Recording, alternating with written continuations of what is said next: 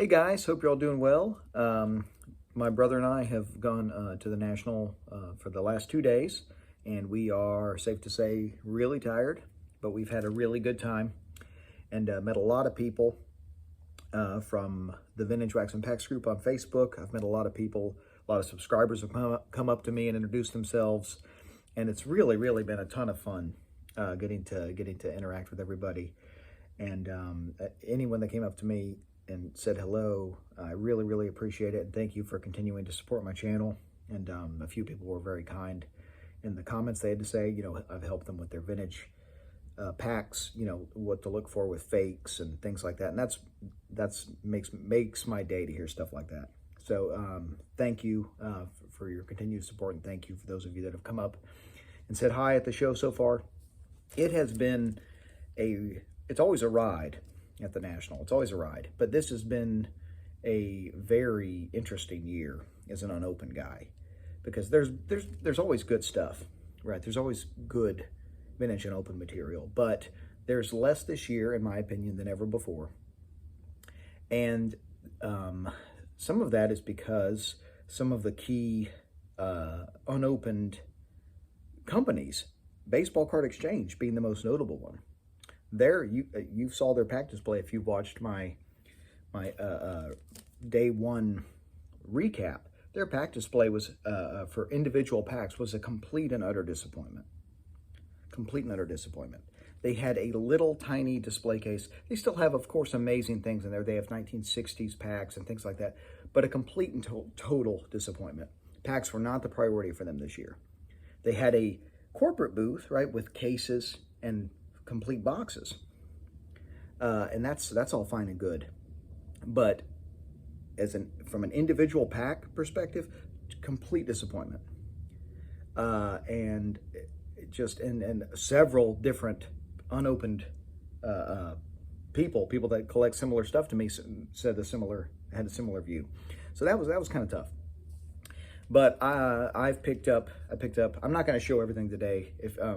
Please, you'll have to bear with me. I got a lot of stuff. Some of it is wrapped up. When I get back, I'll probably do a full recap, but make sure to subscribe if you haven't already, and so you don't miss the recap of what I got. But I wanted to show 2 packs that I got that I think are really cool. And I got several packs from Kurt Christensen, and I showed you his booth today. Ripping Vintage Packs is his company. He's been on my channel a bunch. And in addition to getting 3 packs from Kurt, every time I go by the booth, we've had wonderful conversations. Watched a guy at his booth today, ripping 84 Donruss. Pretty sure this guy was a degenerate gambler, but that's okay. He just kept buying rack packs, kept throwing more money at Kurt, and he ripped a 185 Donruss rack, Dylan? Yeah. 185 Donruss rack, and then he ripped... He ripped an 84 Donruss rack, then he ripped another 84 Donruss rack, and I think he ripped a third one. And he got a Mattingly and a Strawberry in the last rack that he got. But he just kept throwing money on the, and we're just sitting there watching him, watching him rip the packs. But that was fun, but also he was very aggressive with his, it was clear he was like, no, more, I need more. But I've had wonderful conversations with Kurt both days. And you saw some of his pickups at the show. So you got to see a 73 Topps wax box that he got, a 75 mini box that he got. There's some incredible stuff out there. So one item in particular that I got from him that I want to show, and I will show the front of it. I did pay sticker price for this. I paid $600 for this, okay?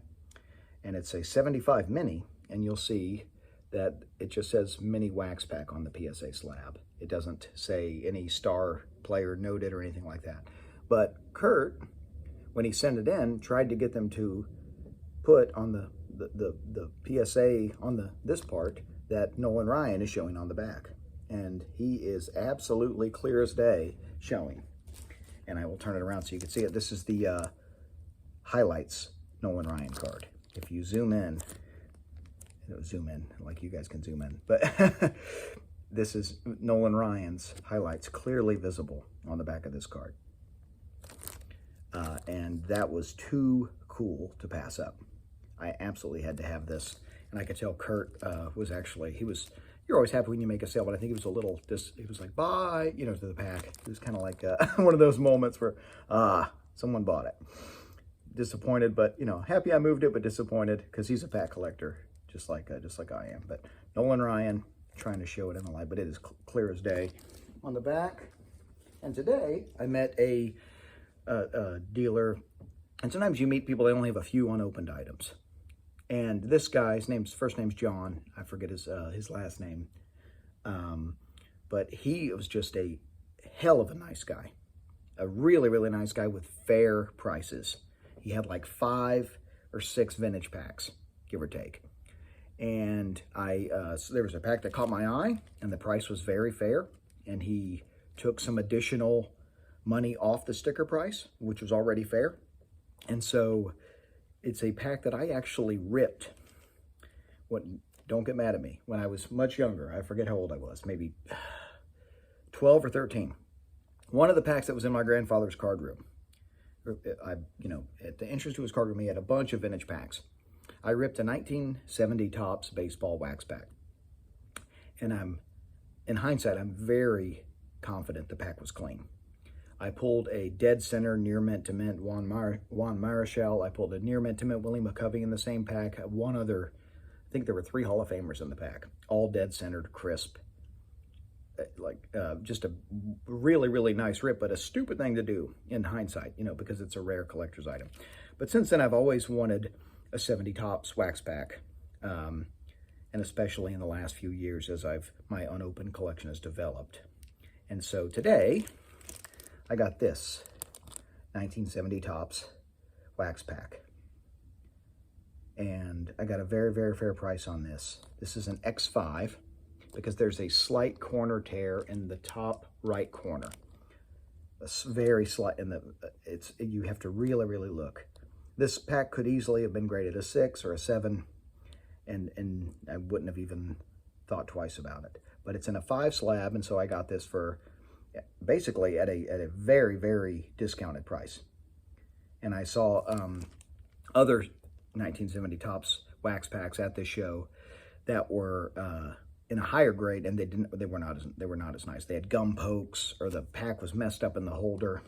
This one was gorgeous. The price was fair, and just a hell of a nice guy. And I'm going to go back tomorrow and thank him again. He seemed genuinely happy that, it was going to someone who would appreciate it, but look at the ad on the back of that.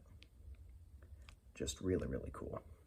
The camera, this is the same exact ad that was on the back of the pack that I ripped as a stupid 12-year-old. I don't know how old I was now, but I remember opening the pack thinking, this will be fun, I should do this. Young Brandon, not smart. But those are two really cool pickups that I'm absolutely thrilled with. And there's a bunch of other good stuff. I got some really, really nice stuff this year. And it's been so much fun. We're going tomorrow.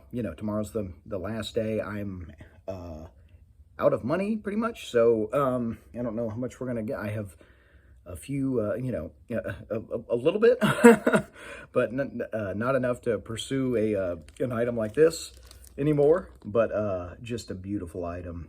And I'm thrilled to death. And the biggest thing, I've said this a million times, just getting it to hang out with my brother. He's right here, so I'll kiss his ass and, say some nice things about him. No, but being able to hang out with Dylan, my brother, for the past few days has really been just a blast. And we're going to go out tonight on the town a little bit and go see what Chicago has to offer. So I will let you all go. Thank you so much for all your support. And I look forward to showing you some more of the National tomorrow. Keep collecting vintage and open baseball, everybody.